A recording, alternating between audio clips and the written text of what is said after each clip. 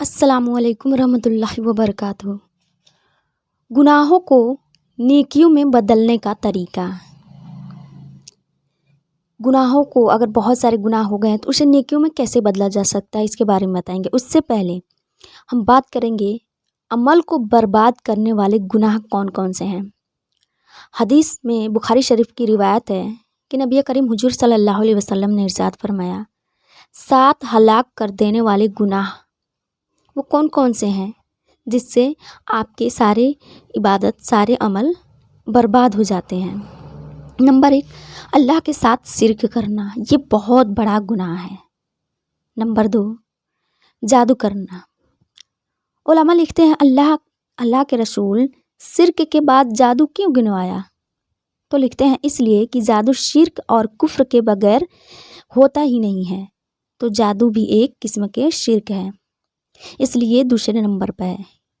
Number 3, नाहक कत्ल करने वाला। नंबर 4, सूद खाना। नंबर 5, यतीम का माल खाना। नंबर 6, मैदान जंग से पीठ फेर कर भागना। नंबर 7, मासूम और भोली भाली औरतों पर गंदे बुरे इल्ज़ाम लगाना।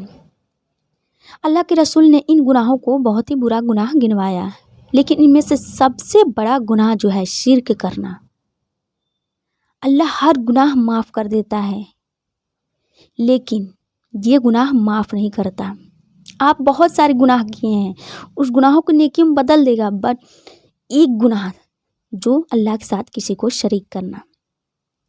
लेकिन आपकी खुशखबरी ये है कि सूरतुल फुरकान की आयत नंबर 70 में है कि अगर कोई शिर्क से दुनिया की ज़िंदगी में तौबा कर ले, हम उसकी गुनाहों को भी नेकियों से बदल देंगे।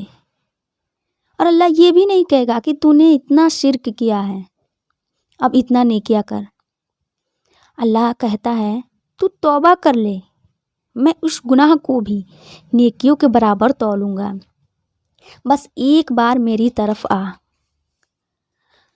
और सही मुस्लिम, ये हदीस सही मुस्लिम में हदीस और जामे तिर्मिजी में भी है, ऐ मेरे बंदे, अगर तू इतने गुनाह कर लिए कि आसमान तक पहुँच जाए और सिर्फ़ एक दफ़ा दिल से मुझसे माफ़ी मांग ले, तो मैं तुम्हारी तौबा कबूल कर लूँगा।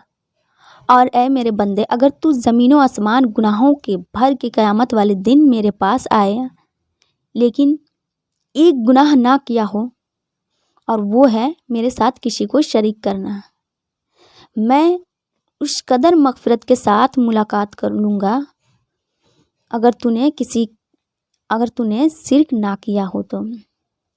एक तो मोटे मोटे शिर्क हैं, वैसे तो ख्वाहिश नफ्स को भी शिर्क कहा गया है, ये छोटा है बट शिर्क है।